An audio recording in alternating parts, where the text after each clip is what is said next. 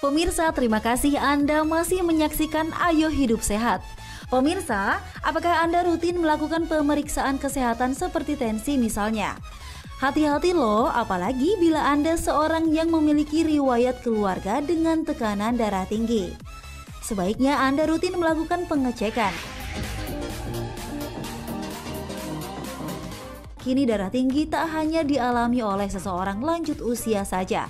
Tak sedikit yang terkena darah tinggi pada usia muda.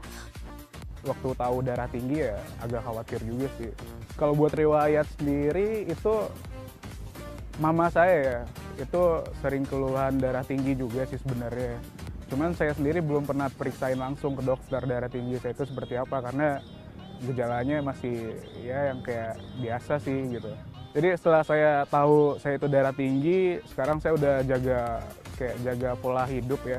Waktu istirahat juga udah saya batasin lagi, istilahnya nggak banyak begadang lagi sekarang. Makanan juga saya udah memperhatikan gitu kan, nggak makan yang aneh-aneh lagi sih sekarang gitu.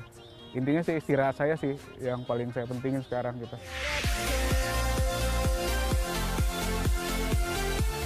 Pemirsa, berdasarkan penelitian Badan Kesehatan Dunia atau WHO, angka penderita hipertensi di seluruh dunia terus meningkat hingga 29% pada tahun 2025.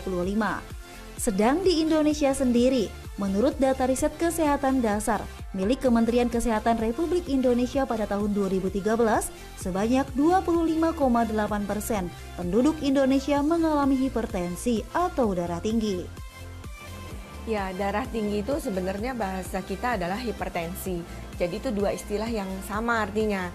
Nah, yang disebut sebagai darah tinggi atau hipertensi itu adalah kalau tekanan darah kita lebih dari atau sama dengan 140/90. Gejala ini agak susah ya, karena seringnya malah tidak ada gejala sama sekali. Tapi kalaupun ada gejala, kadang-kadang kalau orangnya biasa tensinya rendah tiba-tiba naik, yang selalu dirasakan oleh pasien adalah sakit kepala atau pusing. Atau yang tadi Chef Muto ya, ngerasa agak pegel di sini, walaupun itu sebenarnya tidak selalu. Yang sering adalah tidak ada gejala apa-apa.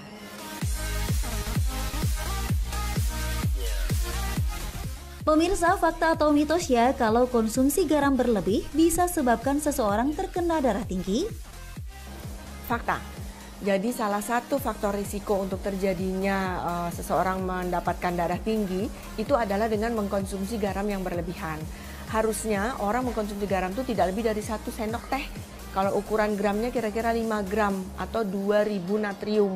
Tapi orang-orang suka mengkonsumsi lebih dari itu karena kadangnya nggak ngerasa apa-apa. Belum lagi kalau ditambah MSG dan lain-lain. Itu kadarnya biasanya akhirnya jatuhnya lebih dari 1 sendok teh. Kopi dipercaya masyarakat bisa meredakan rasa kantuk. Kopi bahkan sudah menjadi bagian dari gaya hidup masyarakat di perkotaan. Namun budaya konsumsi kopi sehari-hari disebut-sebut bisa menyebabkan darah tinggi. Nah pemirsa, itu fakta atau mitos ya? Fakta. Jadi orang yang sering mengkonsumsi kopi, di mana kopi itu mengandung kafein. Kafein itu akan mempersempit lumen dari pembuluh darah. Dan itu menyebabkan orang menjadi tekanan darahnya cenderung meningkat. Makin sering orang tersebut mengkonsumsi kopi, makin banyak konsumsi kafein dari yang dia minum. Sehingga seseorang yang sering mengkonsumsi, akhirnya memang bisa terjadi darah tinggi.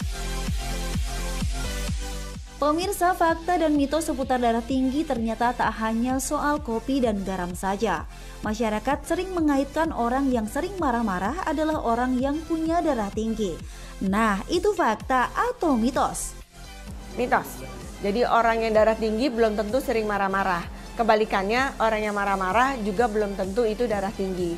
Tetapi secara normal, orang yang dalam kondisi emosi itu tensinya memang akan meningkat. Tapi kalau nanti dia habis marah-marah turun lagi, ya berarti itu bukan darah tinggi gitu. Jadi mesti dibedakan ya, dia memang marah-marah kemudian tensinya naik, atau orang yang darah tinggi itu jadi sering marah-marah. Nah kalau yang itu mitos.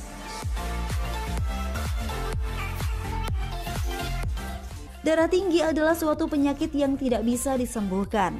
Namun saat Anda terdiagnosa dengan darah tinggi, biasanya akan diberikan obat dan disarankan untuk menjalankan pola hidup sehat agar tekanan darah Anda tetap terkontrol. Ya, kita tahu ada beberapa faktor risiko orang yang menjadi darah tinggi. Salah satunya orangnya gemuk, kemudian kadar kolesterolnya tinggi, jarang berolahraga, makanannya konsumsinya banyak yang asin-asin. Nah, kalau kita nggak mau kena darah tinggi, sebaiknya kita hindari kondisi-kondisi tersebut. Jadi olahragalah yang banyak, makannya jangan selalu sering yang asin-asin, kemudian jangan sampai gemuk, hal-hal seperti itu.